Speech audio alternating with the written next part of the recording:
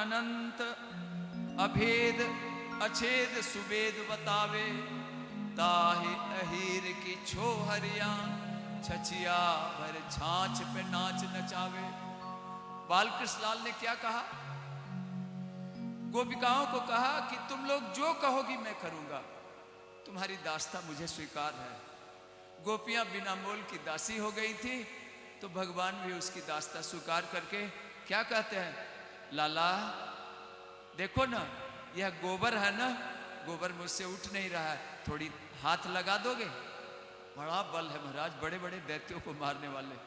कोई गोपिका कहती है गोबर का टोकरी उठाने के लिए, तो उठा देते हैं, और जब पास में जाते हैं छोटे से कन्हैया बालकृष्ण लाल, उनकी सुगंधी उसको लगती है, उसका रूप देखती है पास से, तब मोहित हो जाती है, श्री कृष्णमय हो जाती है, देह गेह की सुध भूल जाती है, और फिर अपनी मैया से जाकर कहती है कि मैं फिर जा रही हूँ और गोबर लेकर चली आऊँ मैं। माँ कहती है हाँ हाँ जाकर चला, कौन उठाएगा?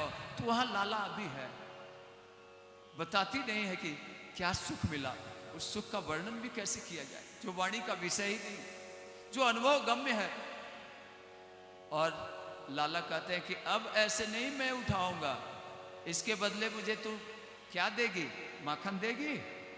तो हाँ एक लोंदा दूंगी। लाला कहते हैं कि मैं कैसे कहूं, मैं हिसाब किताब ज्यादा नहीं जानता, मैं तो सीधा साधा हूं, तू फिर बेईमानी कर लेगी तो मैं कैसे समझूं कि जितनी बार तू कितनी बार उठा दिया, कितनों का उठा दिया, उतने मेरे माखन के लोंदा मिलेगा क्या? हाँ लाला, मैं उसके लिए निशान बना देती हूँ, तुम्हारे गाल पर एक एक निशान उंगली से बना देती है। और लाला जितने निशान उतने माखन के लोंदे डिमांड करते हैं गोपिकाओं से। गोपिकाएं फूली नहीं समझती, अपना जीवन सफल समझती हैं। यशोदा मैया के पास गोबर लगाए हुए जाते हैं, माँ को थोड़ी प्रसन्नता भी होती है कि ठीक है ऐसा बना बना लिया है, लाला को नजर नहीं लगेगा, टीका लगा दिया जाता है तो नजर से बच जाता है। एक तो स्वयं काले, उसके बाद रोते रोते काजल जो पूरा लगा लिया था, जब मैया डरा रही थी तब छड़ी लेकर, तो पूरे के पूरे काले हो गए। इसीलिए आप लोग चले जाएं वृंदावन में, चाहे श्रीनाथ जी के जाएं, सब जगह काला कलूटा द्वारिकाधीश, एकदम एक वरण कुछ कुछ काला। बोलिए भक्तवत्सल भगवान की जय, बाल कृष्ण लाल की जय। श्याम सुंदर नित्य नवीन नवम नवम दिने दिने नई लीला करके सारे ब्रजवासियों को अपने वश में कर लिया। अब पशु पक्षी भी जब बांसुरी की ध्वनि छेड़ते तो उनकी ध्वनि पर मुग्ध हो जाते और एक टक निहारने लगते कि किधर से आ रही है यह आवाज। बोलिए भक्तवत्सल भगवान की जय। श्याम सुंदर ने विचार किया कि पूर्व जन्म में जिन गोपियों ने मुझको प्राप्त करने के लिए कठोर तपस्या की थी ऋषि के रूप में, वह समय आ गया है। और एक मालिन थी नंद बाबा के ब्रज धाम में, एक मालिन थी जो जन्म जन्मांतर से सभी फल केवल श्री कृष्ण को समर्पित करते आए। श्री कृष्णार्पणमस्तु। उसकी लगन लग गई कि मैं अपने फल श्याम सुंदर को जाकर भेंट करूंगी। अब वह समय आ गया है और फल बेचने वाली वह सुंदर सुंदर सबरी की तरह मीठे मीठे फल चुनकर अपने सिर पर टोकरी रखकर नंद बाबा के मुख्य द्वार पर, कोई फल ले लो, कोई फल ले लो। श्याम सुंदर ने उसके हृदय की आवाज पहचान ली और अपने छोटी छोटी अंजलियों में धान भर कर ले लिया, अन्न ले लिया और दौड़ते हुए गए, उसके टोकरी में डाल दिया। सारे धान्य तो रास्ते में गिर गए थे महाराज, 10-20 दाने जो हाथ में सटे हुए थे ऐसे ऐसे झाड़ दिया। टोकरी में जो सुंदर सुंदर फल थे उसको बेचने नहीं आई थी वह फल बेचने वाली मालिन, वह न्योछावर करने आई थी। फल बेचना नहीं चाहिए, न्योछावर करना चाहिए। हमारे भाग्य में जो मिलेगा होगा वह तो मिलेगा ही। प्रारब्ध पहले रचा पाछे रचा शरीर। अब वह चाहती क्या थी? श्री कृष्ण को अपने हृदय की जन्म जन्मांतर की ज्वाला एकीकृत होकर शांत करना चाहती थी। श्री कृष्ण को अपने हृदय से लगाना चाहती थी। बाल कृष्ण लाल को हृदय से लगाकर पहले खूब रो ली कि श्याम सुंदर, मेरा त्याग तो आप नहीं करेंगे। मैं कितने जन्मों से आपको पाने के लिए, आपको गले लगाने के लिए तड़प रही थी। आज मेरा जन्म सफल हो गया। श्याम सुंदर को मीठे मीठे फल अपने हाथों से अपनी गोद में बिठाकर खिलाया। बहुत प्रसन्न चित्त होकर भगवान ने उसके प्रेम रूपी फल को ग्रहण किया। बोलिए भक्तवत्सल भगवान की जय, मोर मुकुट बंसी वाले की जय। आगे आ जाएं बच्चे, इधर एकदम पास में रहेंगे तो बात भी नहीं करेंगे।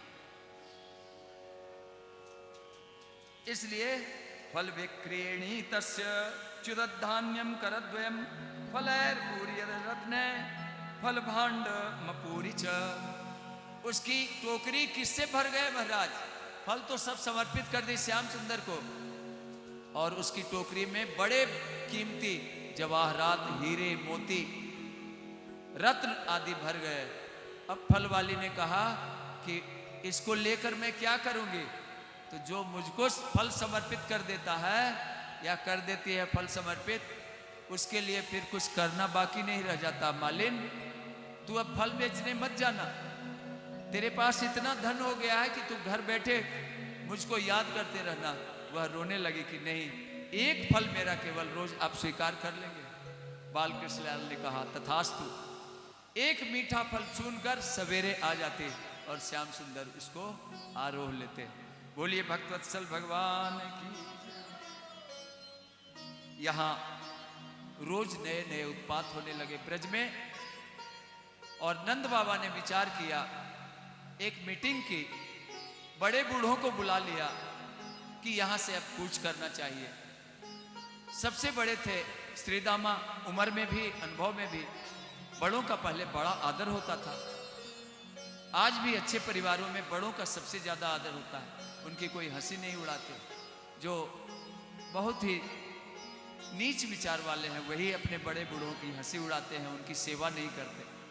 नहीं तो सबसे ऊंचा स्थान सबसे वृद्ध जनों का घर में आपके हमारे रहता है। इसलिए श्रीदामा की बात सब ने कही कि हाँ, क्या करना है? तो यहां से चलना चाहिए। कहां चलना चाहिए? तो कन्हैया से पूछ लेते हैं। सबसे बड़ों का भी बड़ा नंद बाबा मानते थे श्याम सुंदर को, और उनसे पूछा कि कहां चलना चाहिए? कन्हुआ बता दो, यहां से कहां के लिए कुछ करना चाहिए? श्याम सुंदर को याद आ गई कि अरे द्वापर का समय है। वृंदावन धाम जो केवल हमारी भक्तिमती तुलसी से ही नहीं, हमारे प्यारे पशु पक्षी के रूप में भक्तों से और छोटे बड़े वनों से सुशोभित है। यमुना जी की पुलिन, रमन रेती की वह मधुर शाम जहां रास रचानी है, वही चलें। वही सबसे श्रेष्ठ स्थान है। प्रेम की पिपास देख देख निज प्रेमियों को, प्रेम का समुद्र सीमा तोड़ के बहाया है। भावुक रसीले जन निराश न होंगे अब, कामना की पूर्ति हेतु कल्प तरु लगाया है। भारत का भूषण तिलक तीनों लोकों का, भक्तों के वास हेतु वृंदावन बनाया है। क्या निर्माण कर दिया? वृंदावन का निर्माण कर दिया। आज भी महाराज, कल ही किसी भक्त से बात हो रही थी, या आज सवेरे ही फोन आया था, तो हमने कहा कि वहाँ अगर बहुत लोग पहचान वाले हो जाएंगे तो हम लोग वृंदावन में निवास करेंगे। वहाँ भी हम फ्लैट देख के आए हैं, बहुत सस्ते में हम लोगों को मिल जाएगा। जितनी उनकी खरीद की कीमत है उतने में देने के लिए तैयार हो जाएंगे। और वहाँ केवल भक्त लोग ही रहते हैं, सब भजन करने वाले प्रेमी श्री कृष्ण के, वहीं चलेंगे। तो वृंदावन चलने की भगवान श्री कृष्ण के मन में आई और उन्होंने संकल्प किया। सबके मन में वही बात जच गई कि हाँ, जो कन्हैया कहता है ना, वही कल्याणकारी है। वनम वृंदावनम नाम पशव्यम नवकाननम, गोप गोपी गवाम सेव्यम पुण्याद्रि तृणवीरुधम, पुण्याद्रि तृणवीरुधम वनम वृंदावनम नाम। श्याम सुंदर ने कहा कि वहां मेरी गैयों के पहले सबसे तो रहने की सुरक्षित जगह है। सुरक्षित स्थान में छोटे छोटे वन है और मैदान भी है, हरे हरे घास वहां खिले हुए हैं, गैया चरेगी और बाहर से बड़े बड़े वनों से घिरा हुआ वृंदावन बहुत सुरक्षित स्थान है। कंस मामा को पता भी नहीं चलेगा कि कहाँ है आजकल हमारा मृत्यु का कारण कृष्ण। नंद बाबा को यह बात जच गई और चलने की तैयारी होने लगी। वृंदावनम गोवर्धनम यमुना पुलनानि च वीक्ष्यासि दुत्तमा प्रीति राम माधवयोर नृप। हे राजन परीक्षित, राम अर्थात बलदाऊ, माधव अर्थात श्री कृष्ण दोनों को स्थान इसलिए जचा कि वहां प्रेम की लीला करनी थी, रास रचानी थी और गोपिकाओं को, ग्वाल वालों को भी वृंदावन बहुत प्रिय था। वहां भगवान की दिव्य लीला होनी थी। इस द्वापर के अंत में श्री कृष्ण अवतार वृंदावन में विशेष प्रेम लीला स्थली होने के कारण अत्यंत अद्भुत स्थान चयन किया श्याम सुंदर ने। कंस को पता लग गया कि ये लोग वहां से कूच कर रहे हैं और तुरंत उसने अपने प्रिय दैत्यों को भेजा जो बड़े मायावी थे, पूतना के भाई थे। किसको? वत्सासुर को, बकासुर को बारी बारी से तैयार कर लिया कि किसी भी तरह तुम हमारी मृत्यु टाल दोगे, कृष्ण को मार डालोगे वेश बदल के, तो तुम्हारा हम उपकार नहीं भूलेंगे। भैया वत्सासुर मेरी मदद करो। वत्सासुर ने कहा कि हम मायावी हैं, हम तो जैसे चाहे रूप बना लेंगे, हमको कहाँ पहचानेगा, हम काम तमाम कर देंगे, तुम रो मत। वत्सासुर गायों को आगे करके, बछड़ों को आगे करके, पीछे पीछे श्याम सुंदर गोपाल है, गैयों को ही सुख पहुंचाने के लिए अवतार लिया है। गोदुज धेनु संत हितकारी, इसलिए उन्होंने पीछे पीछे अपना चलना प्रारंभ किया। गायों को आगे तो किया, लेकिन बछड़ों के बीच में वत्सासुर बछड़ा का ही रूप धारण करके और मायावी वत्सासुर ने मारने की नियत से बछड़ों के बीच में दुलत्ती चलाई। श्याम सुंदर ने बलदाऊ भैया को इशारा किया कि ये असली बछड़ा नहीं है, असली और नकली का पहचान तो हम लोगों को है ही। हम लोग जितना भी किसी से छिपा ले महाराज, सबके जितने हम बैठे हैं, एक एक हृदय के भाव भगवान हमेशा टटोलते रहते हैं। ऐसे ही अनंत, असीम, अपार, अप्रमेय, अमोघ, अप्रतिम हमारे प्यारे श्याम सुंदर है, उनसे कुछ छुपा नहीं रहता है। इसलिए भगवान से बिल्कुल ट्रांसपेरेंट होना चाहिए। निर्मल मन जन सो मोहि पावा, पारदर्शिता होनी चाहिए ठाकुर से कि प्रभु आप तो सब कुछ जानते हैं, जानत हो सब सुख दुख जन के, मुखते कहाँ कहो, कहने की आवश्यकता नहीं पड़ती है भगवान से। बोलिए भक्तवत्सल भगवान की जय। वत्सासुर ने दुलत्ती चलाई, भगवान श्याम सुंदर ने दोनों पैर उसके पीछे के पकड़ लिए और घुमाया, जोर से घुमाकर दे मारा। गोमूत्र और गोबर करता हुआ वत्सासुर अपना असली रूप अंत में प्रकट करता है। मरते समय एक तेज पुंज प्रकाश निकलती है और भगवान श्री कृष्ण में समा जाती है। देवताओं ने फिर दुदुम्बियां बजाई, नगाड़े बजाए, पुष्पों की वर्षा की। अब बकासुर बड़ा ही मायावी और बड़ा बलवान, विशाल शरीर धारण करने वाला कंस का मित्र था, भाई भी लगता था पूतना का। अपने बहन का बदला लेने के लिए उसको उकसाकर कंस ने जब भेजा तो बकासुर सबसे गायों, बछड़ों और ग्वाल वालों के आगे ही जाकर एक मूर्ति की तरफ बैठ गया, जैसे मानो एक स्टैचू बनाती है ना मूर्ति, बहुत सुंदर सुंदर, तो उसी प्रकार मूर्ति बनी हुई है। किसकी? बगुले की। साधारण नहीं, बहुत बड़े बगुले की, जिसमें कि आदमी बच्चे को भी आसानी से निगल जाए। अब बकासुर को देखकर भगवान ने तो पहचान लिया और देखा कि मामा जी के ये मित्र हैं, तो मामा जी ही मान लिया। अब मामा जी का उद्धार करना आवश्यक है, हम उनके भांजे हैं तो उनका उद्धार होना चाहिए। इसलिए बकासुर प्रतीक्षा कर रहा था कि कृष्ण हमारे सामने आए और टप से हम उसको, जैसे मछली को बगुला निगल जाता है वैसे निगल जाएंगे।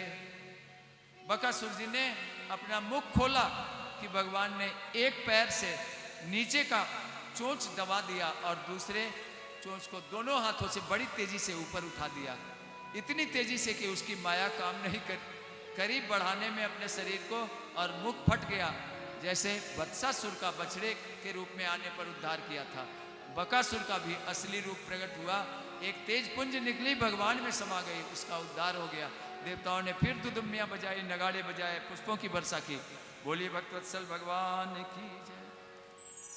और अब कंस बहुत भयभीत हो गया। उस समय द्वापर के अंत में सबसे बड़ा मायावी और बलवान, अपने शरीर को मीलों बड़ा बनाने वाला कौन सा था? दैत्य अघासुर, जो पाप को ही खाने वाला, अघ कहते हैं पाप, अघासुर था। उसको भी कंस ने हाथ जोड़कर लालच देकर कि आधा राज्य ही हमारा तुम ले लेना, किसी तरह कृष्ण को अपना कलेवा बना लो। तुम्हारी बहन लगती थी पूतना, कौन थी, वह सब भी मारी गई, सबका बदला चुका लो। अघासुर ने वचन दे दिया कि या तो अघासुर रहेगा या कृष्ण रहेगा। उसको क्या, अरे हमारा तो भोजन है, उसके कई साथियों को भी चबा जाएंगे जिंदा। और सही में महाराज अघासुर कहते हैं कि 10 मील तक का लंबा अपना शरीर बना लिया और इतना बड़ा मुख बनाया कि मानो पर्वत का गुफा हो बहुत बड़ा।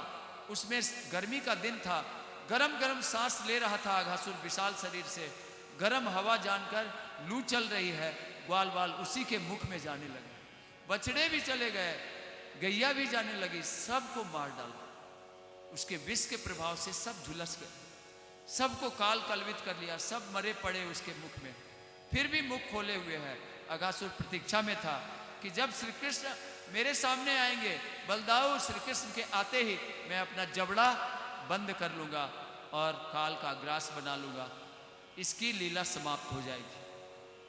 अघासुर जी के मुख में जाते हुए देखकर भगवान कांप गए महाराज, बड़े दुखी हो गए पूर्ण ब्रह्म परमात्मा कि ये मेरे शरणागत भक्त मेरे आंखों के सामने समझ नहीं रहे हैं, काल की गाल में जा रहे हैं, सब मर चुके हैं, इनकी रक्षा के लिए ही तो मेरा अवतार हुआ है।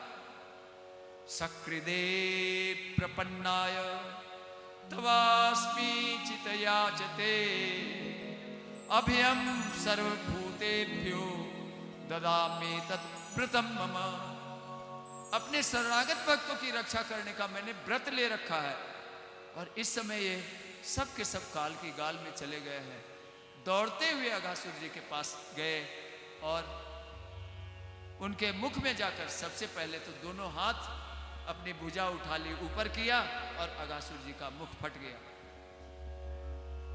उसके पेट के भीतर जितने भी ग्वाल वाल थे अपनी योग माया के प्रभाव से सबको जीवित कर दिया। सब ग्वाल वाल थोड़े ही थे, कृष्ण के ही एक अंश थे।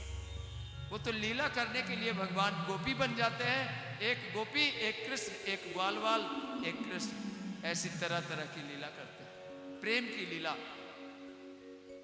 इसलिए श्याम सुंदर ने क्या किया, सबको जीवित करके, और अघासुर का जब सिर फटा तो इतनी जोर की ध्वनि हुई महाराज कि जैसे पूतना गिरी थी ना, 10 मील लंबा चौड़ा अघासुर का शरीर वहां पर छत विछत हुआ, धरती कांप गई, बड़ी जोर की आवाज हुई।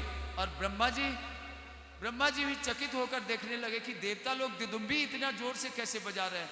देवताओं ने दुदुम्बियां बजाई, नगाड़े बजाए, खूब जम के पुष्पों की वर्षा की। नजदीक आ गए कि वाह प्रभु, मॉर्निंग सोज द डेज, पता लग जाता है कि अब कंस का उद्धार होने वाला है। इतने बड़े दैत्य को आपने ऐसे खेल खेल में काम तमाम कर दिया, उद्धार कर दिया। अघासुर का प्राण उस अजगर के शरीर से निकलकर और आकाश में चमक रहा था, जा नहीं रहा था। क्यों? क्योंकि अघासुर भगवान की उस मूर्ति पर मोहित हो गया। सांप की जो आंख होती है ना, उसमें एक ऐसा लेंस होता है कि आपकी प्रतिछाया उस पर छप जाती है, आपको पहचान लेगा। अगर आप नागिन को मार देंगे तो आपको नाग डस ही लेगा, बिना डसे छोड़ेगा नहीं। नाग को मार दीजिएगा तो आपको नागन भी डस सकती है, वह कहीं भी जाकर अपना बदला लेना चाहती है। उसमें ऐसी शक्ति होती है उसकी आंख में। चक्षुश्रवा उसका नाम होता है, अपने आंख से ही सुनने का भी काम करता है। इसलिए कृष्ण की छवि उसमें छप गई थी। अब प्राण कैसे जाए। बहुत तेज प्रकाश पुंज के रूप में ब्रह्मा जी आश्चर्यचकित हो गए कि ये हो क्या रहा है प्रभु। इतना आपका दुर्दांत दैत्य शत्रु के रूप में आपको मारने के लिए आया था और वह प्रकाशमान हो रहा है। देवता लोग भी विस्मित होकर बहुत देर तक शहनाइयां नगाड़े बजाते रहे, पुष्पों की वर्षा करते रहे। सब चकित विस्मित होकर ठहर गए अपने अपने विमानों पर। बोलिए भक्तवत्सल भगवान की जय। और इंद्र जो देवराज है, इंद्र भी वहां आकर यह देखने लग गए कि क्या करते हैं भगवान, आज कौन सी लीला। सब देवता को विस्मित देखकर ब्रह्मा जी भी हंस पर चढ़े हुए आकर देखने लगे कि भगवान की ये कौन सी लीला हुई। और उस लीला को देखकर ब्रह्मा जी थोड़ी देर तक आकाश में ही ठहर गए कि कोई नई लीला भगवान की देखनी चाहिए। ब्रह्मा जी के मन की भगवान ने जान ली और उसी समय क्या किया, ग्वाल वालों को कह दिया था एक दिन पहले कि अपनी अपनी मैया से तरह तरह के व्यंजन 56 भोग बनवा के लाना, हम लोग एक साथ बाल भोज करेंगे। आज भी ब्रज में सब ग्वाल वाल लोग एक जगह बैठकर एक ही थाल में खाते हैं। वो परिपाटी आज भी चली आ रही है। बहुत बड़ा उत्सव होता है। आप लोग होली के समय अगर चले जाएं तब तो क्या कहना महाराज। दास को तो कई वर्ष माता श्री वहीं निवास करती थी तो जाकर आनंद लेने का इस वर्ष भी कथा ही थी। होली के समय सौभाग्य प्राप्त हुआ है। आप लोग भी उसका लाभ ले सकते हैं। विचित्र वृंदावन हो जाती है, सब एकदम कृष्ण प्रेम में सराबोर हो जाते हैं, उसके रंग में रंग जाते हैं। वृंदावन धाम के जाने के ही मार्ग में यह सब खेल तमाशा देखकर श्याम सुंदर ने देखा कि नई लीला करनी चाहिए और एक चादर बिछा ली। पीतांबर ही मानो अपना बिछा दिया, बैठ गए अपने बीच में चंद्रमा के रूप में। जैसे तारेगण चंद्रमा को घेरे रहते हैं, चंद्रमा एक होता है। चंद्रवंशी 16 कलाओं से युक्त सौंदर्य मूर्ति कृष्ण चंद्र वहां पर बैठकर ग्वाल वालों को तरह तरह के व्यंजन स्वयं भी खाते और उसको भी खिलाते। उसका जूठन अपने हाथ से खा लेते। ग्वाल वालों में कोई जूठा काठा का भेद नहीं, क्योंकि श्री कृष्ण किससे जूठा खाए। उनकी नकल नहीं करनी चाहिए महाराज, नहीं तो कोरोना क्या तरह तरह की बीमारी हो सकती। हाथ से ही तो होती है, जूठा काठा से होती है। इसीलिए तो कोरोना आया है। वरदान है कि कम से कम जिनकी आदत बिगड़ी हुई थी वो जूता छू के भी हाथ नहीं धोते, जूठे हाथ रह जाते हैं, टिश्यू पेपर से पोंछ लेते हैं, हो गया खाना हो गया। उससे थोड़े ही इन्फेक्शन समाप्त होगा। अच्छी तरह साबुन आदि से, सैनिटाइजर में तो मदिरा रहता है, उससे तो हम लोग तो बैंक में भी जाते हैं तो अपने साथ ये छोटी सी शीशी है ना, ये रखते हैं। कहीं भी गए तो हमारे पास सैनिटाइजर है, गंगा जल डाल लेते हैं। ये सैनिटाइजर नहीं है, सैनिटाइजर की माँ है, बाप है, दादी है। इससे कोरोना काल में भी दास को, जिनको कोरोना हो गया था, उनके कमरे में जाकर और सुनाने का काम पड़ा। कोरोना का टेस्ट भी लोगों ने जबरदस्ती कराया। हमने मना किया था कि मत कराइए, हमारा ये अशुद्ध चीज नाक में डालेगा, उसका प्लास्टिक का पहने हुए हमारा मन नहीं है। लेकिन करा तो दिया। जो कराए थे उनको पॉजिटिव आया, जो इंचार्ज थे 4 नंबर में, कहना नहीं चाहिए, और हमारे निगेटिव आ गए। अभी तक निगेटिव ही, इसलिए आप लोग डरेंगे नहीं। बोलिए भक्तवत्सल भगवान की जय, मोर मुकुट बंसी वाले की जय। पवित्रता आप रखेंगे, गंगा जल पीता रहा।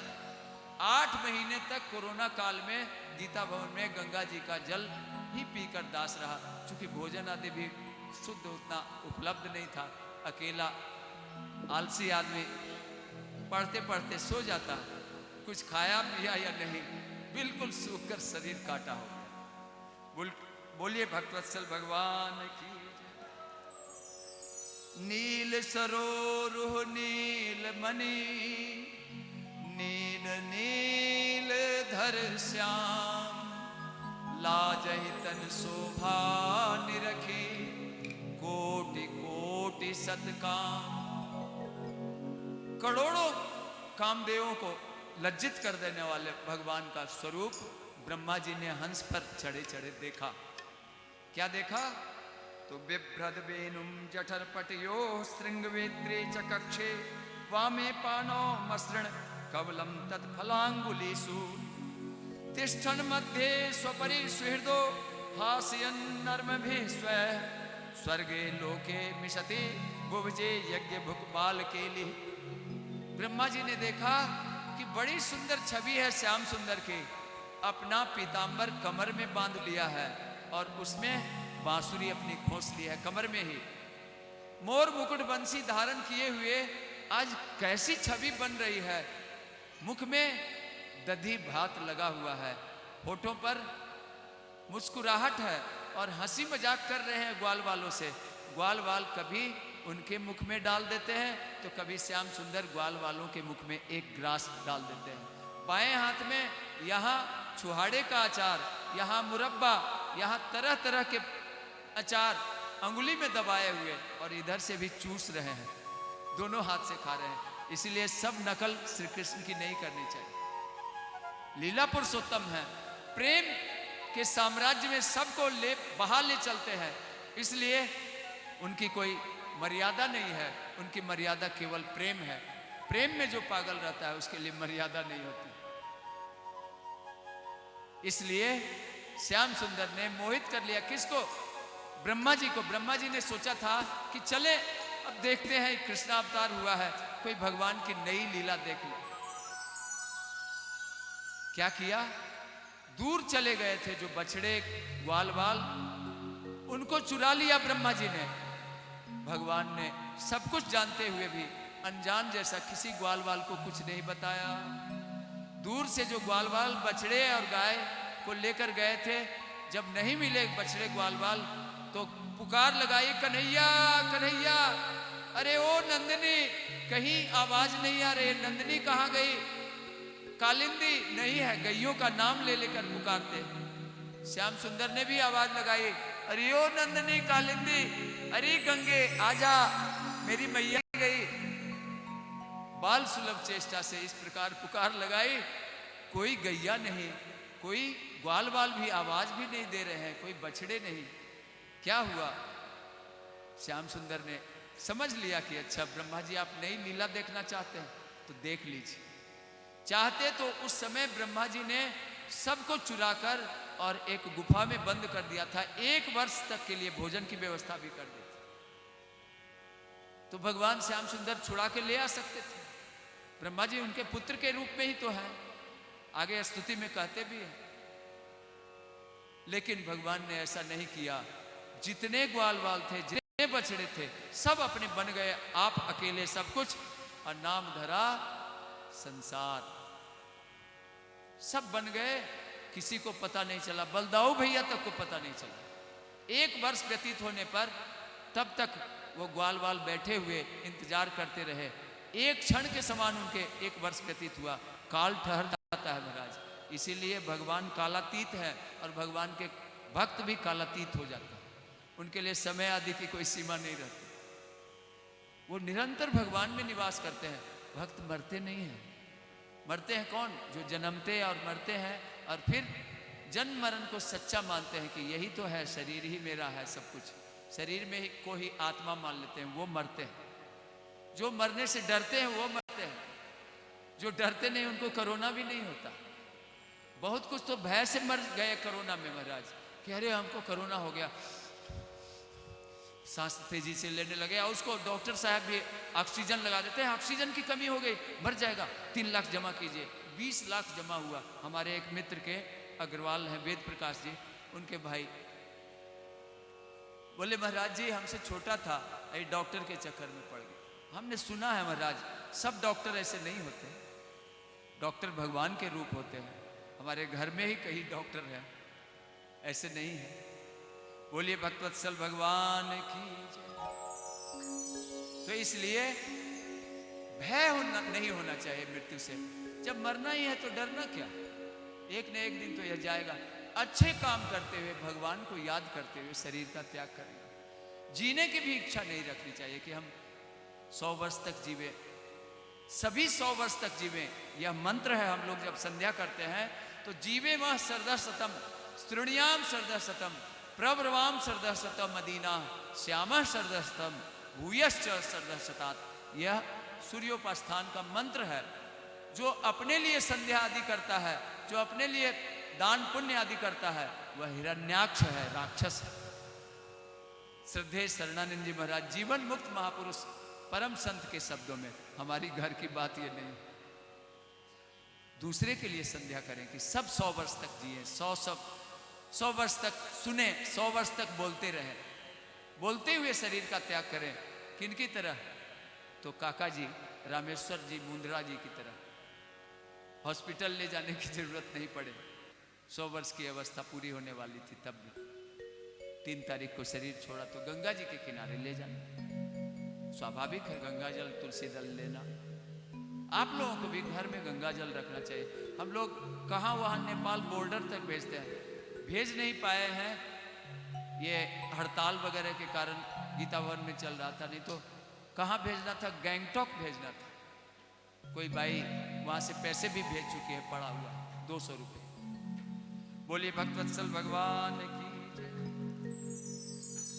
तो इसलिए ब्रह्मा जी ने परीक्षा लेनी चाहिए भगवान की कि अगर ये पूर्ण ब्रह्म परमात्मा होंगे तो गैयों को छुड़ा लेंगे या क्या करते हैं, देखें जरा। परीक्षित, ब्रह्मा जी पहले से ही आकाश में उपस्थित हंस पर सवार थे।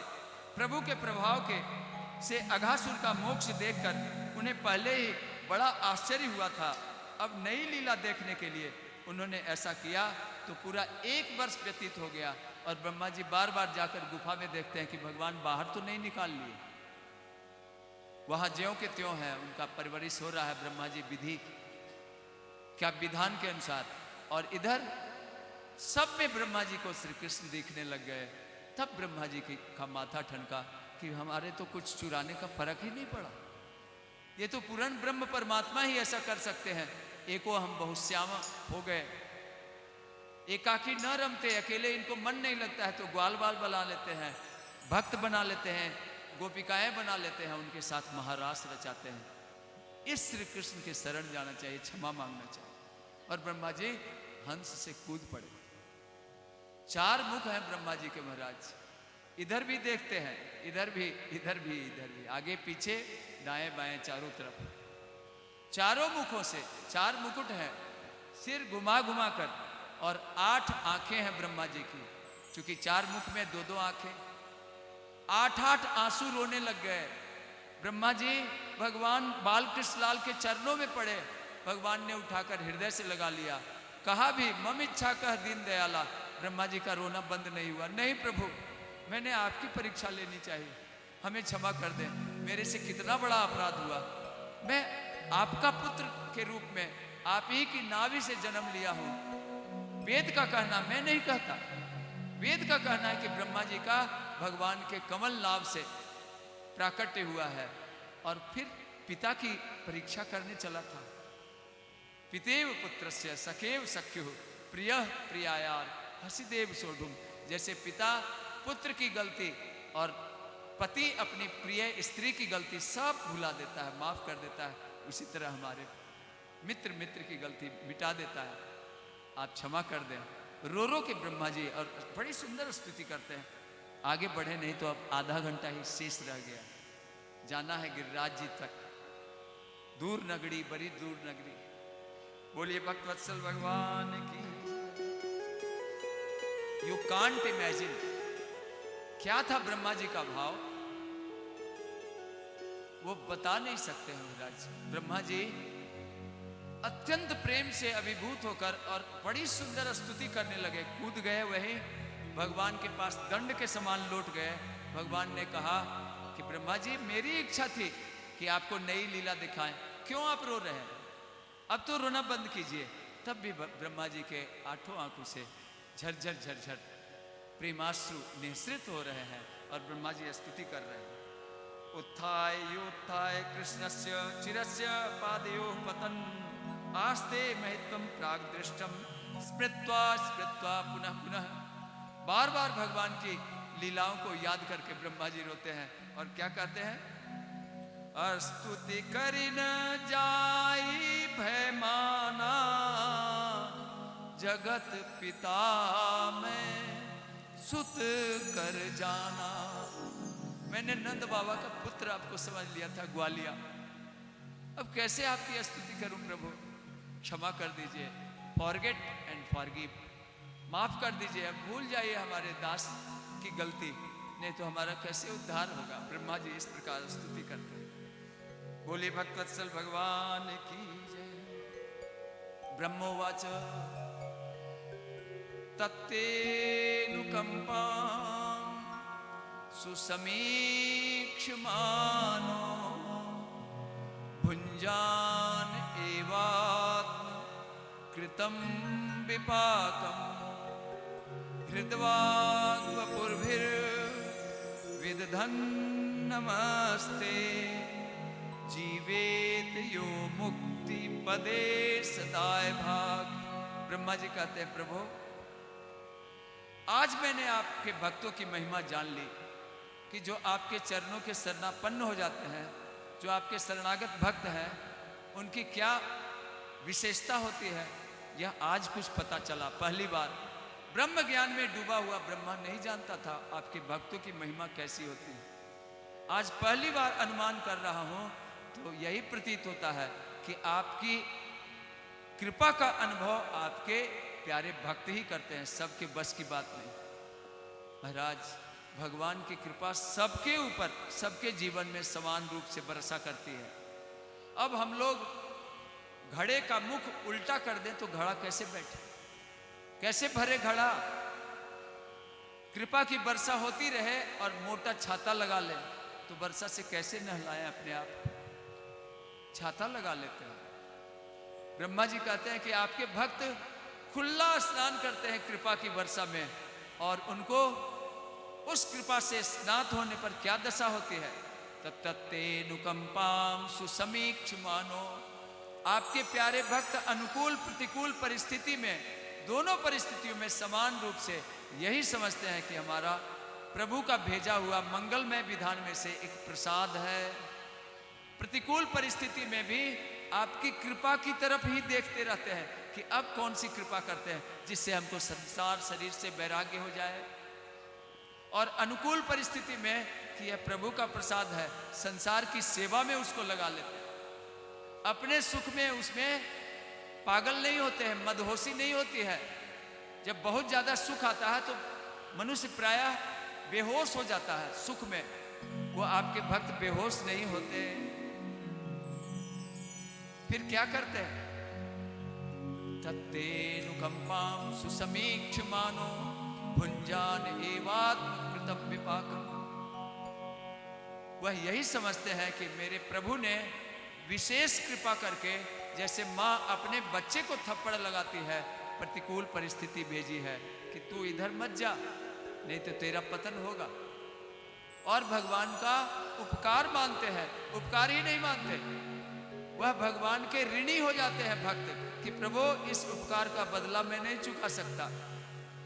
फिर भी वो अपनी प्रभु की दृष्टि से अपनी दृष्टि मिलाकर उधर ही देखते रहते हैं कि अब कौन सी कृपा करेंगे प्रभु, आगे इस कथा के बाद कौन सी कृपा आपकी होगी। इस प्रकार मगन होकर आपके चरणों में अपने आप को सदा के लिए समर्पित कर देते हैं। आपके शरणागत भक्त क्या करते हैं? हृदवाग्वपुर्भिर्विदधन् नमस्ते, साष्टांग आपके चरणों में लौट जाते हैं, आपके चरण पकड़ लेते हैं और हृदय, वाणी, शरीर, मन, बुद्धि सब कुछ आपके चरणों में समर्पित कर देते हैं।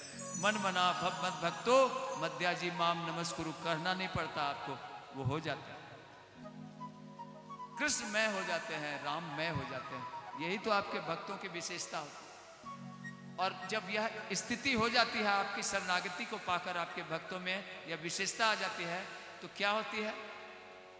मुक्ति उनके पीछे पीछे हाथ जोड़कर खड़ी निहोरा करती है। किस प्रकार?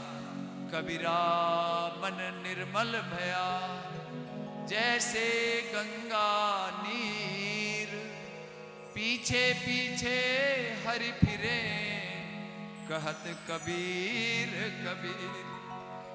भगवान अपने प्यारे उस शरणागत भक्त के पीछे पीछे डोलते हैं कि हे नारद जी, इन भक्तों के चरण रज मेरे मुकुट पर पड़ जाए तो सारे त्रिलोकी को पवित्र करने वाला बैकुंठनाथ मैं पवित्र हो जाऊं। ऐसी धारणा लेकर पीछे पीछे डोलते। निर्मल मन जन सो वही पावा, गंगा की तरह वह निर्मल होते हैं, उनमें कोई दोष नहीं रह जाता। ये सब काम केवल भगवान की शरणागति से हो जाता है।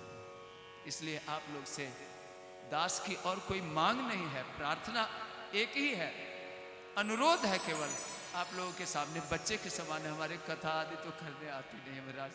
कथा श्रीमद् भागवत बाँच रहे हैं, ज्यों की त्यों आपको सुना रहे हैं एक एक श्लोक।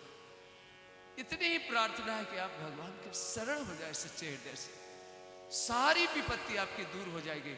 और भाग्य, आपकी भाग्य की सराहना ब्रह्मा जी भी करेंगे। ब्रह्मा जी से ऊंचा आपका भाग्य हो जाए। आने वाली पीढ़ी, आपके कुल में 21 पीढ़ी के तरन तारण आप हो जाएंगे। आनंद जीते जी आप आनंद के समुद्र में डूबने उतराने लगेंगे। न जाने कितनों को बहा ले चलेंगे। एक बार शरण होके तो देखें, यहां धोखा नहीं है। आपको कोई गलत बात नहीं कहते, हमारे से कुछ मतलब नहीं रखे। आप भगवान से मतलब रखें, भगवान के शरण हो जाए, फिर देखें जीवन कैसा चमक उठता है। बोलिए भक्तवत्सल भगवान की जय। मोर मुकुट बंसी वाले की जय। ब्रह्मा जी अपनी भाग्य से बढ़कर भगवान के प्यारे भक्त, शरणागत भक्त ग्वाल वालों की सराहना करने लगे। ब्रह्मोवाच अहो भाग्यम अहो भाग्यम, नंद गोपा ब्रजौ कसाम, यन्मित्रम परमानंदम, पूर्णम ब्रह्म सनातनम। यन्मित्रम परमानंदम, पूर्णम ब्रह्म सनातनम। अहो, इन ग्वाल वालों का भाग्य मुझसे बढ़कर है। क्यों? क्योंकि इनके मित्र पूर्ण ब्रह्म परमात्मा हमारे भी आराध्य बाल कृष्ण लाल हो गए हैं। खेल में को काको गुसैया इनके पीठ पर पूर्ण ब्रह्म परमात्मा के हरा देने के बाद बाल गोपाल चढ़ते हैं, ग्वाल बाल, और मुक्की लगाते हैं, चल घोड़ा। तुम नंद बाबा के लाडले हुए तो क्या हुआ? अभी इस खेल में तुम हार गए हो, तुमको घोड़ा बनना पड़ेगा। और बड़े सुख का अनुभव करते हैं भगवान त्रिलोकीनाथ बालकृष्ण लाल। इसलिए ब्रह्मा जी कहते हैं अहो भाग्यम अहो भाग्यम, नंदक गोपा ब्रजौ कसाम, यन मित्रम परमानंदम, पूर्णम ब्रह्म सनातनम। पूर्ण ब्रह्म परमात्मा गुलामी करने लग गए ग्वाल वाल की। बोलिए भक्तवत्सल भगवान की जय। अब भगवान ने, सुखदेव जी ने बड़ी गहरी बात कही है, बड़े ध्यान से आप लोग श्रवण करेंगे। नृपश्रेष्ठ, जो लोग देह को ही आत्मा मान लेते हैं, वे भी अपने शरीर से जितना प्रेम करते हैं उतना प्रेम शरीर के संबंधी पुत्र मित्र आदि से नहीं करते। जब विचार के द्वारा यह मालूम हो जाता है कि यह शरीर मैं नहीं हूं, यह शरीर मेरा है, तब इस शरीर से भी आत्मा के समान प्रेम नहीं रहता। बोलिए भक्तवत्सल भगवान की जय। ये कौन, कृष्ण और रुक्मिणी है क्या? आज तो रुक्मिणी विवाह है नहीं कि राधा कृष्ण? बोलिए श्याम सुंदर भगवान की जय। राधा कृष्णाभ्याम नमः। समाश्रिताये पद पल्लव प्लवम, महत्पदम पुण्य यशो मुरारे, भवाम्बुधिर्वत्स पदम परम पदम, पदम पदम यद विपदाम न तेषाम। ब्रह्मा जी कहते हैं कि प्रभु, जिन्होंने पुण्य कीर्ति मुकुंद मुरारी के पाद पल्लव की नौका का आश्रय ले लिया है, जो कि सत्पुरुषों का सर्वस्व है, उनके लिए भवसागर बछड़े के खुर के समान छोटा सा हो जाता है। गोपद सिंधु अनल सितलाई, सब कुछ अनुकूल हो जाता है केवल एक शरणागति भगवान के चरणों की ले लेने से। इसलिए इतना जोर देते हैं हम लोग कि शरण में हो जाइए। पहले हम लोगों के भी महाराज बड़ा दुख उठाना पड़ा। बहुत प्रतिकूल परिस्थिति देखनी पड़ी।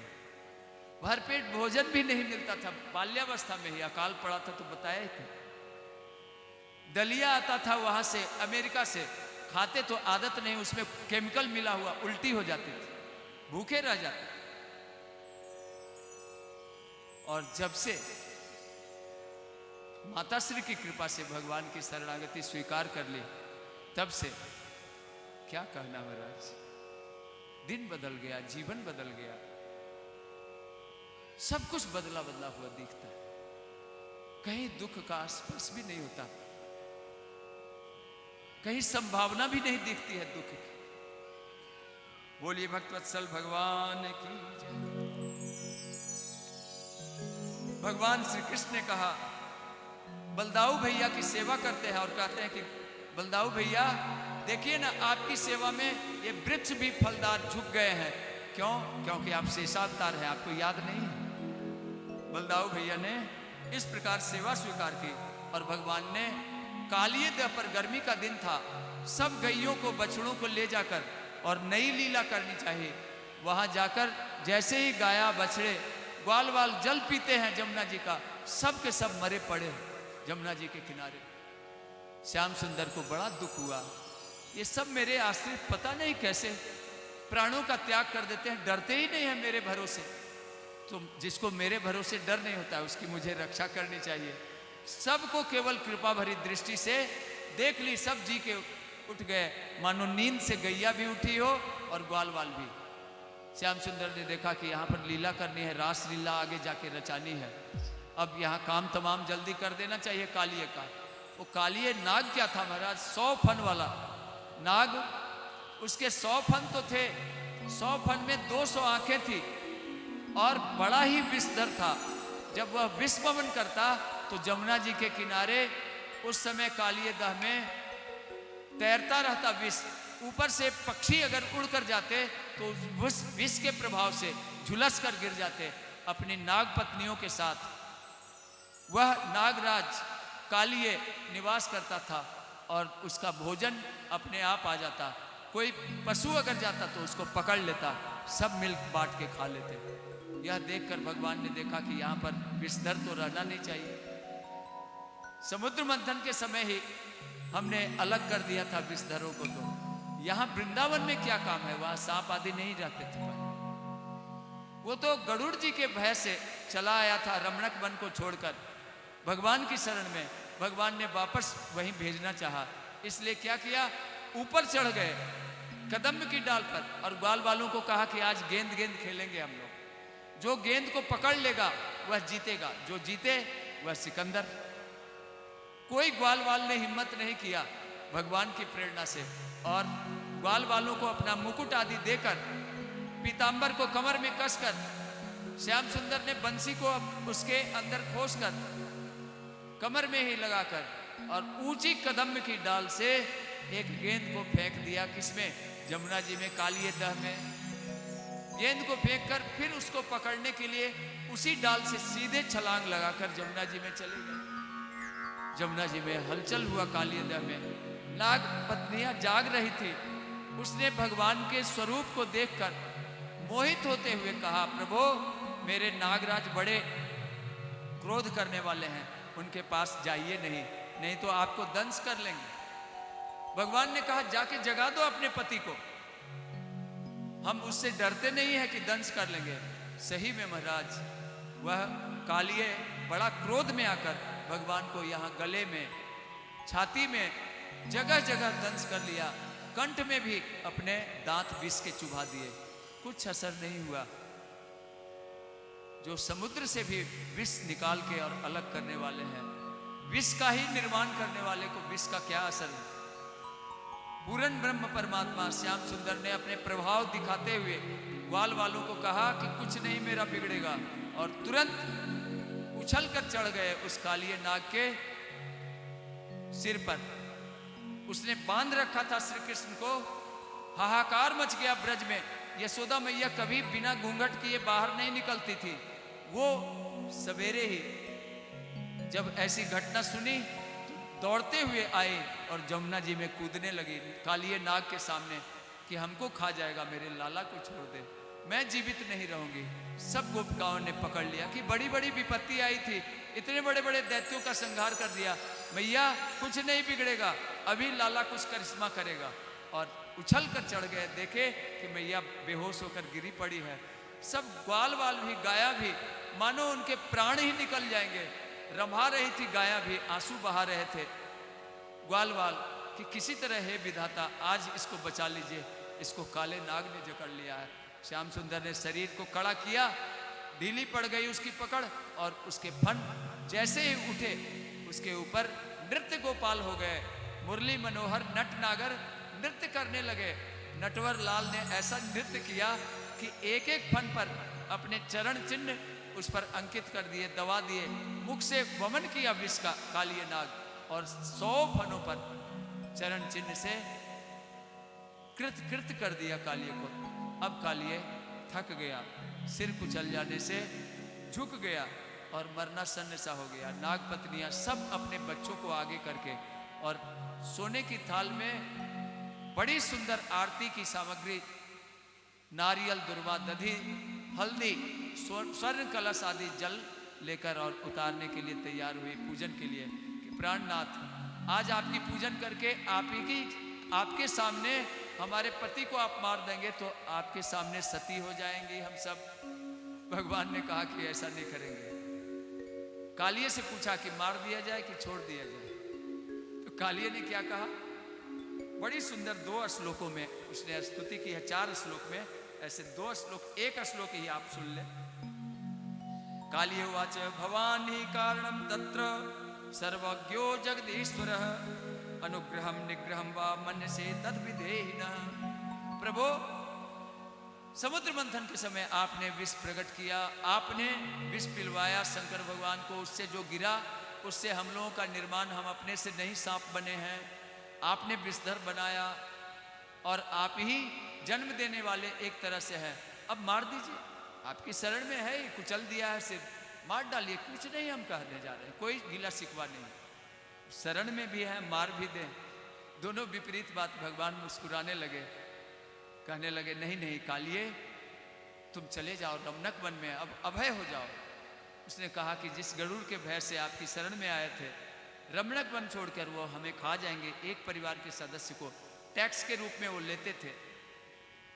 भगवान ने कहा कि मेरे चरण चिन्ह को देखकर जा पर कृपा राम की हुई, ता पर कृपा करे सब कोई। तुम्हारा आदर करेंगे गरुड़ जी, चले जाओ निर्भय होकर। सब पूरे परिवार को लेकर वापस चले गए रमणक वन। देवताओं ने दुदुम्बियां बजाई, नगाड़े बजाए, पुष्पों की वर्षा की। एक बार बहुत तेज आग लग गई। भगवान गए ही नहीं, गैयों के साथ, ग्वाल वालों के साथ वहीं वन में ठहर गए। कालिए दह में एक कालिए नाग की लीला करने के बाद वहीं ठहर गए। और रात में आग लगी तो अग्नि के मन में आई कि रामावतार में हमने तो भगवान की सेवा करी थी, इस बार कृष्णावतार में भगवान अगर मुख में थोड़ा डाल लेते तो मेरा जन्म सफल हो जाता। भगवान ने देखा कि रामावतार में इसने सीता को शीतलता प्रदान की थी, तो इसका उपकार है, चलो इसको पी लेते हैं। और सब तरफ से दावानल लगा। आने के पहले भी महाराज वहाँ आग लगी हुई थी जंगल में। महीनों तक एक बार तो पूरा धुंध धुंध ही हम लोगों को दिखता था आसमान में, इतनी तेज आग लगती है, कितने जीव जंतु मर जाते हैं, कितना कष्ट है इस संसार में। हिमालय की बात कह रहे हैं, आंखों देखी आने के पास। तो उसमें आग लगने पर सब गाया घिर गई, ग्वाल वाल घिर गए। अर्धरात्रि के समय चिल्लाने लगे, कृष्ण कृष्ण महायोगिन, कृष्ण कृष्ण महाभाग, हे रामामित विक्रम, ए सुघोर तमो वहनिस तावकान ग्रस्ते ही न। हे श्री कृष्ण, हे बलदाऊ, तुम ही बड़ी विपत्तियों से बचाने वाले हो। अभी तक तुमने बचाया है, अब जीते जी जलने वाले हैं हम लोग, बचेंगे नहीं अगर तुम नहीं बचाओगे। श्याम सुंदर ने कहा सब लोग सावधान, सब अपनी अपनी आंखें बंद कर लो और आग समाप्त हो जाएगी। सब ने आंखें बंद की, अग्नि को, दावानल को पी लिया। भगवान श्री कृष्ण की नकल करने वाले जो विधर्मी लोग हैं कहते हैं कि भगवान के तो 16,108 थे, तो हमारे 1-2 रहे तो क्या है, एक घर वाली एक बाहर वाली। उनको इसका भी नकल करना चाहिए, कहीं दमकल नहीं बुलाना चाहिए, आग में कूद जाए पी जाए। नकल करे तो सबका। एक ही फन वाले नाग के ऊपर थोड़ा नृत्य दिखाएं, कोशिश करें।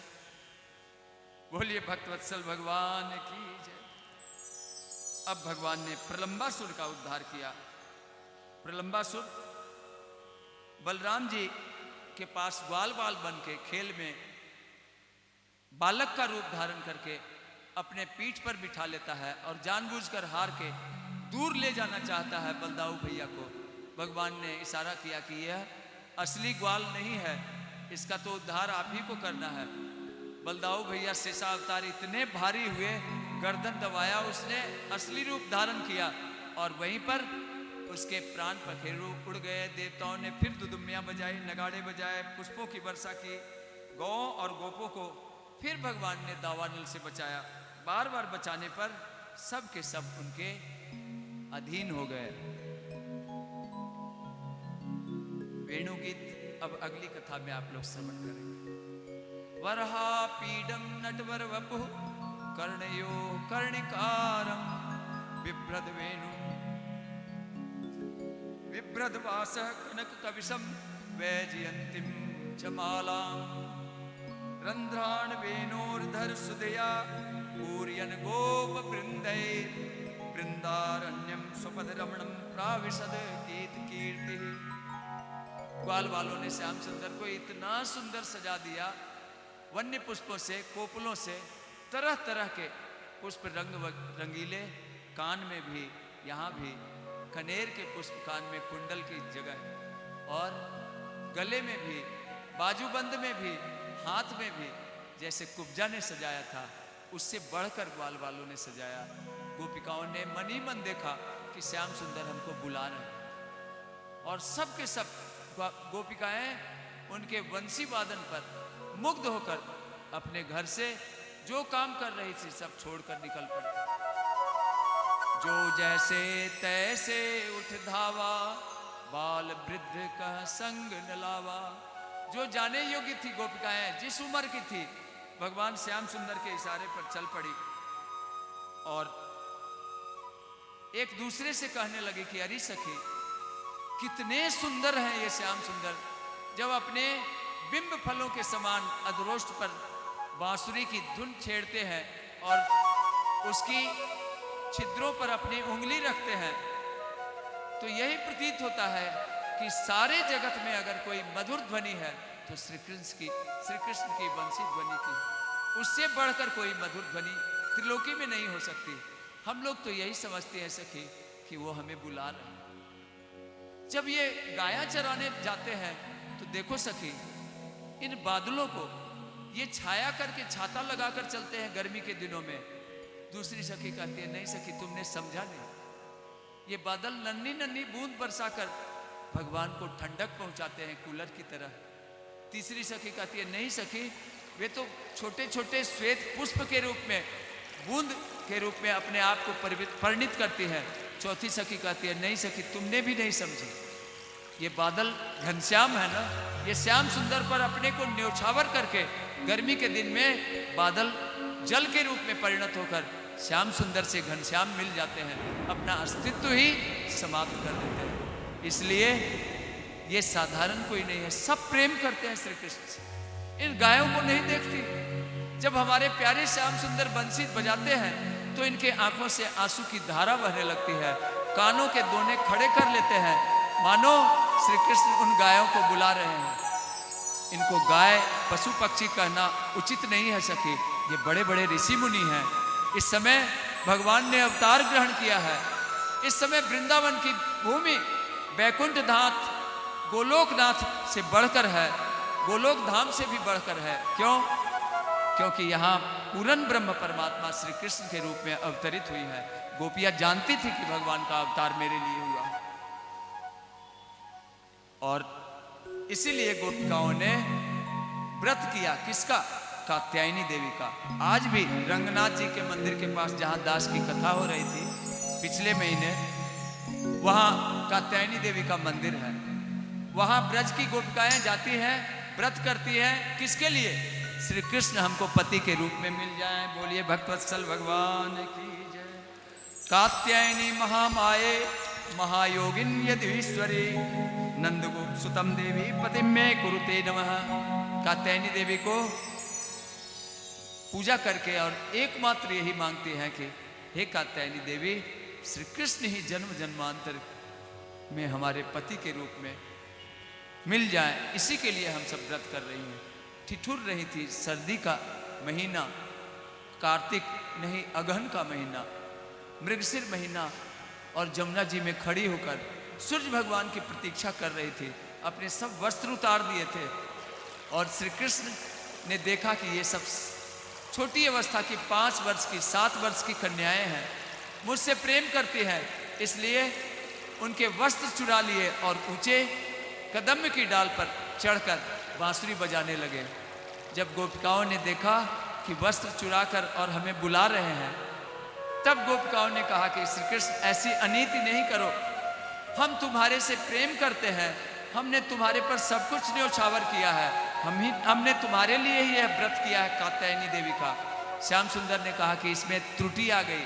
गोपिकाओं, तुम्हारा प्रेम सच्चा, निर्मल और पवित्र है, केवल तुम मुझको चाहती हो, लेकिन नग्न होकर यमुना जी में स्नान करना जल के देवता वरुण देव का अपमान है। इसलिए इस त्रुटि का निवारण करने के लिए तुम सब के सब हाथ जोड़कर सूर्य भगवान को प्रणाम करो, यमुना जी से क्षमा मांगो और अपने अपने वस्त्र ले जाओ। श्याम सुंदर की बात सुनकर गोपिकाओं को लगा कि वास्तव में ये कभी झूठ तो कहते नहीं, हमेशा सत्य ही कहते हैं, सत्य स्वरूप है श्री कृष्ण, इसलिए हमारी व्रत में त्रुटि हो जाएगी तो ये मिलेंगे नहीं। सब के सब ने न तो सूर्य भगवान को प्रणाम किया, न जमुना जी को, श्री कृष्ण को ही प्रणाम कर लिया, जिससे जमुना जी, सूर्य भगवान सब उत्पन्न होते। भगवान रीझ गए, सबको वस्त्र दे दिया। बोलिए भक्तवत्सल भगवान की जय। चीर हरण लीला को समझने के लिए बड़ी विवेक की आवश्यकता है। हम लोग जब एमए के क्लासेज में, यूनिवर्सिटी में, ट्यूटोरियल क्लासेज में बैठते तो देश के माने हुए विद्वान, हमारे शिक्षा गुरु आदि कहते कि जो चीर हरण लीला को समझ लेगा ना, वो घर छोड़ देगा या गृहस्थ में रहेगा तो साधु हो जाएगा। ये साधारण कोई नहीं है, ये शरीर ही चीर है और इसमें रहने वाली आत्मा भगवान श्री कृष्ण है, जो गोपियों के शरीर में निवास करते थे। एक बार ब्राह्मण पत्नियों को स्नात करने के लिए ग्वाल वालों को भूख लगा दी भगवान ने। ग्वाल वाल कहने लगे कि हमें भूख लगी है, कोई उपाय करो, आज पेट में चूहे कूद रहे हैं। ग्वाल वालों को भेजा कि यहाँ ब्राह्मण देवता यज्ञ कर रहे हैं, उनके पास जाओ, वो कहना कि नंद बाबा के लाडले श्री कृष्ण बलदाऊ आए हैं, थोड़ा सा दही भात ही दे दीजिए ना, बड़ा उपकार मानेंगे, वो बड़े अच्छे हैं। ब्राह्मणों ने सोचा कि हम स्वर्ग की प्राप्ति के लिए कर रहे हैं और यज्ञ अभी शुरू भी नहीं हुआ है, पहले कैसे दे देंगे। ब्राह्मण पत्नियां बहुत प्रेम करती थी। लौटकर जब ग्वाल वाल निराश होकर आए, भूखे थे, तब श्री कृष्ण ने कहा कि निराश नहीं होना चाहिए, नर हो न निराश करो मन को, कुछ काम करो, कुछ काम करो, जग में रहकर कुछ नाम करो, यह जन्म हुआ किस अर्थ हो, समझो जिसमें यह व्यर्थ न हो। व्यर्थ नहीं जाना चाहिए, बार बार ट्राई करना चाहिए मनुष्य को। ब्राह्मण पत्नियां हमसे बहुत प्रेम करते हैं, वो तुमको दे देंगे, जाओ उनके पास, निराश नहीं होना पड़ेगा। सब के सब ग्वाल वाल फिर ब्राह्मण पत्नियों के पास गए। ब्राह्मणों के मना करने पर भी महाराज, बहुत दिनों से उन्होंने केवल सुना था श्री कृष्ण के बारे में कि इतने सुंदर हैं, एक बार जो देख लेता है उन्हीं का हो जाता है। आज मिलने की बात आई तो सब जितने भी पदार्थ बनाए थे, खीर, मोहन भोग, हलवा, पूड़ी, तरह तरह के पकवान, सब अपने सिर पर पवित्र वस्त्र से ढककर, जिसमें किसी की दृष्टि न पड़ जाए, भोजन पर दृष्टि पड़ने से वह अशुद्ध हो जाती है, ले जाकर और श्री कृष्ण के पास उससे पर्दा हटाकर रख दिया और चरणों में लौटकर रोने लग गई कि मैंने जैसा सुना था उससे बढ़कर आपको पाया, आप मेरा त्याग तो नहीं करेंगे। सब ब्राह्मण पत्नियों को स्नात करके, सब ग्वाल वालों को खिलाकर और ब्राह्मण पत्नियों को कहा कि आप लौट कर चले जाएं। जाने के लिए तैयार नहीं थी कि हम लोग उनके मना करने पर आ गए हैं। भगवान ने कहा कि आपका पहले से ज्यादा आदर करेंगे, नाराज नहीं होंगे ब्राह्मण देवता। और इसी प्रकार जाकर यज्ञ किया, ब्राह्मणों को भी सार्थक करा दिया। इंद्र को बड़ा अभिमान था, इंद्र को बहुत ही अभिमान था कि हमसे बड़ा कोई नहीं है। तो भगवान ने देखा कि हर वर्ष नंद बाबा पूजन करते हैं। इंद्र का नया धान होता है, कार्तिक का महीना, तैयारी हो रही है, तो इस बार इंद्र का अभिमान चूर करना चाहिए। भगवान का भोजन है कलेवा, भक्तों का अभिमान। और उन्होंने प्रस्ताव रखा कि बाबा, कर्म करने पर अगर ईश्वर किसी को फल देगा तो कर्म करेगा उसको फल देगा। हम लोग कर्म ही नहीं करेंगे, हम लोग अपने कर्तव्य का पालन करेंगे। हमारे लिए पूज्य है ब्राह्मण देवता, हमारी पूज्या है गैया, हमारे गिरिराज जी से परवरिश होता है, उसी पर गैया रहती है, चरती है, सुरक्षित रहती है। इनकी पूजा इस बार की जाएगी। और अपनी मुकुट गिरिराज जी को पहना दिया। गिरिराज जी की पूजन की तैयारी होने लग गई। इतनी जल्दी कभी कथा सुनाई नहीं थी, छूट गई थी जल्दी जल्दी आप। बोलिए भक्तवत्सल भगवान की जय।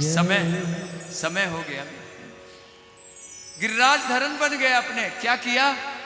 इंद्र वर्षा करने लगे, घनघोर वर्षा होने लगी। समंतक नाम का जो वरुण देव का दास है, मेघराज, उसको आज्ञा दे दी, जो प्रलय के समय उसका बंधन खोला जाता है। सब जगह धारा टूटने लगी, फटने लगी। केदारनाथ की आपदा की तरह आपदा आने लगी, लेकिन तनिक भी किसी को घबराने के लिए नहीं कहा। भगवान ने कहा कि मुख्य मार्ग से चलो, सब गोवर्धन पर गिरिराज जी में हम लोग सब व्यवस्थित हो जाए। सबको बुला लिया, ग्वाल वालों को, गैयों को। नंद बाबा, यशोदा मैया सब पहुंच गए गिरिराज जी की तलहटी में, और अपनी लकुटिया से गिरिराज जी को थोड़ा सा उठा दिया, फिर ग्वाल वालों को नीचे कर लिया, सबको, गैयों को भी नीचे बुला लिया, और अपने कनिष्ठिका उंगली से ही उसके नाखून पर गिरिराज जी को उठा लिया। बोलिए गिरिराज जी महाराज की जय, गिरिराज धरण की जय, मोर मुकुट बंसी वाले की जय। अब गिरिराज जी पर वर्षा कितना भी हो, 7 दिन 7 रात्रि तक बारिश होते रही, कुछ फर्क नहीं पड़ा। तरह तरह के 56 भोग, क्या महाराज, ये भोग जो बने हुए हैं 56 तो होंगे ही। 56 भोग बनाकर उसी समय से चलन हो गया। सबको खिलाया, ब्राह्मणों को गोग्रास निकाला, और ग्वाल वालों को खिलाकर एक हाथ से ही बाईं हाथ के कनिष्ठिका पर गिरिराज जी को धारण किए, और ग्वाल वालों के कहने पर एकाध ग्रास खा लिया। बस थोड़ा सा आरोह लिया, भूखे रहे 7 दिन 7 रात मुख्य रूप से, और उठाया रखा गिरिराज जी को।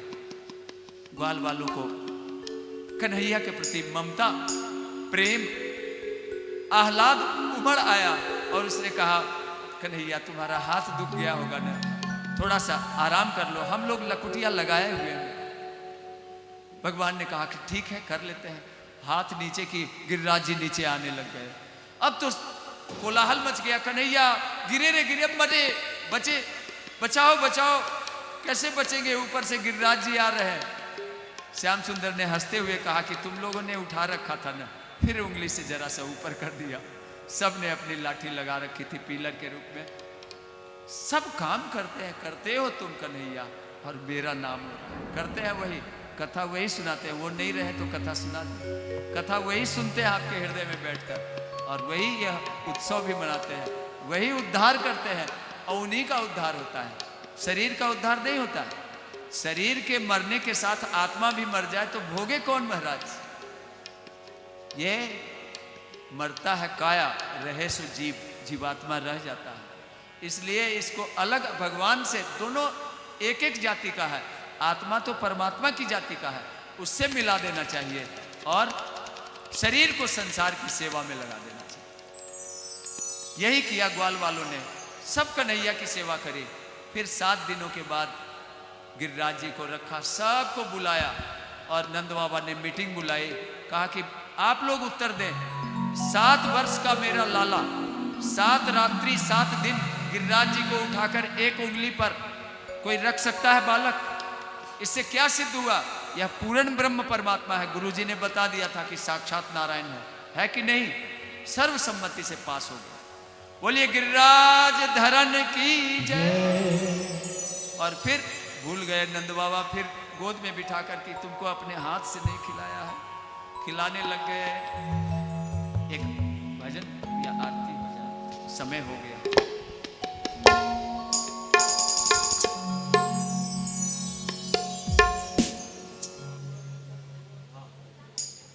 भजन 2-3 थोड़ा सा ना मध्यम स्वर में, हॉल है तो गूंज जाती है आवाज, तो मधुर नहीं लगती।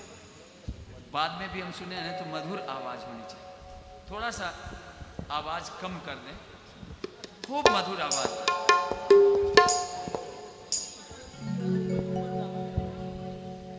बोलिए गोवर्धन भगवान की जय। श्री गोवर्धन महाराज जय हो महाराज, तेरे माथे मुकुट विराज रहे। श्री गोवर्धन महाराज महाराज, तेरे माथे मुकुट विराज रहे। तेरे माथे मुकुट विराज रहे, तेरे माथे मुकुट विराज रहे, तेरे माथे मुकुट विराज रहे। श्री गोवर्धन महाराज महाराज, तेरे माथे मुकुट विराज रहे।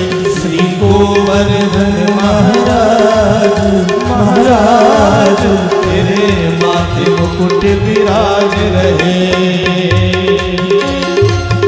भाव से ताली सेवा करते हुए जय हो।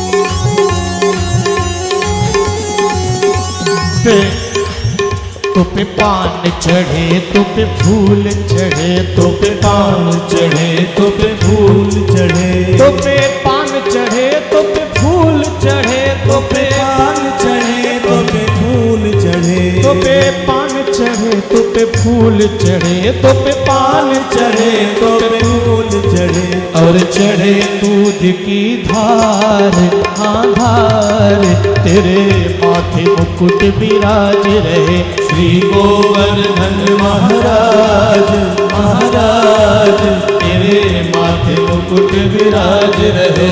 जय हो। बोलिए गोवर्धन भगवान की।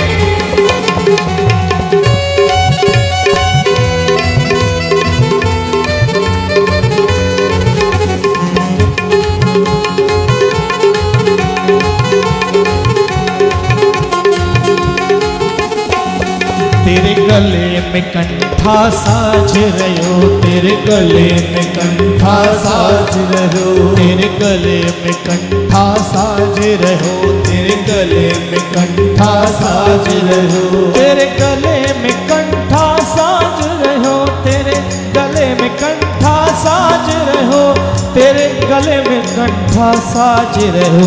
थोड़ी पे थोड़ी पे थोड़ी पे हीरा लाल, हाँ लाल, तेरे माथे मुकुट विराज रहो। श्री गोवर्धन महाराज महाराज, तेरे माथे मुकुट विराज रहो। श्री गोवर्धन महाराज महाराज, तेरे माथे मुकुट विराज रहो।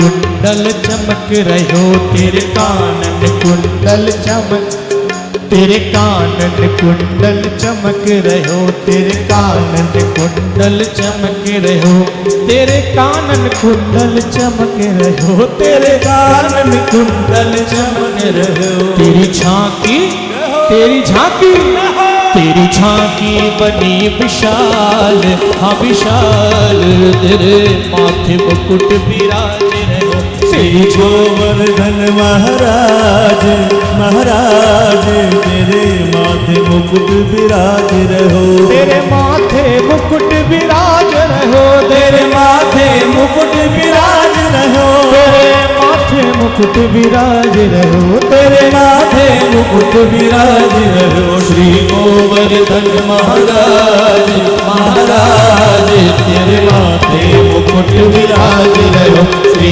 गोवर्धन महाराज महाराज तेरे माथे मुकुट विराज रहो तेरे माथे मुकुट विराज रहो तेरे माथे मुकुट विराज रहो।